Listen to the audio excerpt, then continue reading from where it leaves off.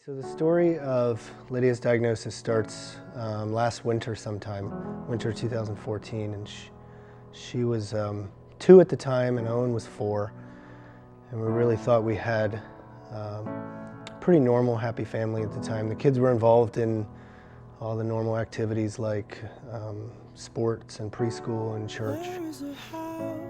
But over the winter, Lydia was getting fevers and just colds repetitively.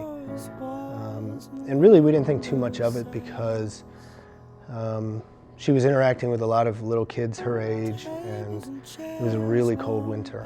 But then one time, it would have been in April of 2014, it got really bad. She was really sick, complaining of pain in her fingers, and really not even able to walk. It was that bad. So we took her back to the doctor again, and they took a few more tests than they had before, probably because her fingers were hurting.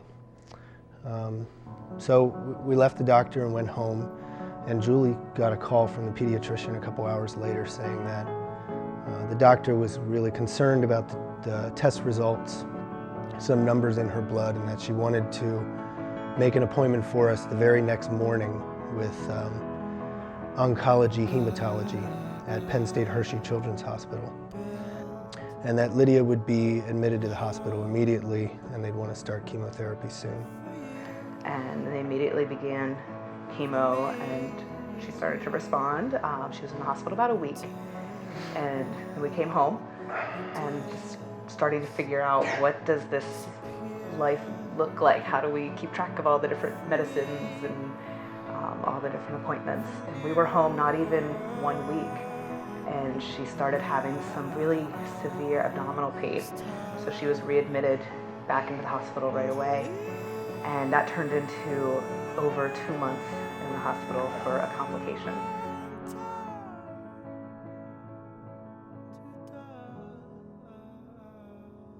Yeah, I don't think anything can prepare a parent to hear that your child has cancer. So I think, Julie and I were just in shock and not really sure what was coming. It was a difficult night. Lydia was in terrible pain. She actually had the chemo attack her pancreas, and she had a cyst, just a fluid-filled cyst, but it formed the size of a soda can inside her tiny 2.5-year-old body and was just in constant pain. She couldn't eat anything by mouth for 3 months straight. She had all of her nutrition through IV in her port. A lot of fear we were going through, and uncertainty, questions, sadness, just not really sure what was up ahead for our family and for our daughter. So the chemo that they're giving her to save her life was at that point causing her far worse symptoms, and itself, the complication was even more life-threatening at that point, and that was a very scary 8 weeks in the hospital. She had several different procedures that eventually put her on a slow and steady path towards improvement. So, when Lydia was diagnosed, it took some time, but of course my mind started thinking, what's this going to mean? What's it going to cost?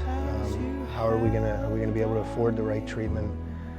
And shortly after she was diagnosed, we found out about 4 Diamonds and how they were going to be supporting any of the bills that our insurance didn't cover. So that was a huge load off our minds, and to be able to focus on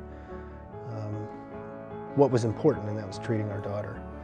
We're starting to look for, how can we find the good in everything that she has gone through. So hearing all about the exciting things that the students at Penn State do was really encouraging, that they would kind of carry us through. And I think the reception walking into Family Carnival was just wow. It was impressive, with everybody cheering and walking in, and I think the kids were similarly just sort of blown away, like, wow, look at all these students and what they're doing, and their interest in our family, and especially these kids. The different activities throughout the year have been a nice thing to look forward to for both of the kids. The students at THON really just take in our whole family.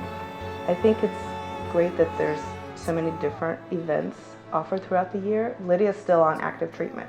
She gets chemo every day at home. She still goes to clinic every month. So we know there still could be ups and downs in her treatment for the next year and a half.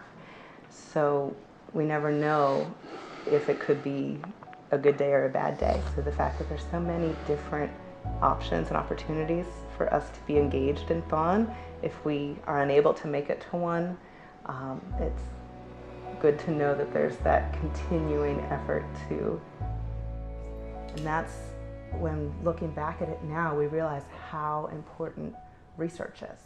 They've made huge improvements in treating leukemia, especially the type that Lydia has, and we're so grateful for that. But the complications that many, many children face are just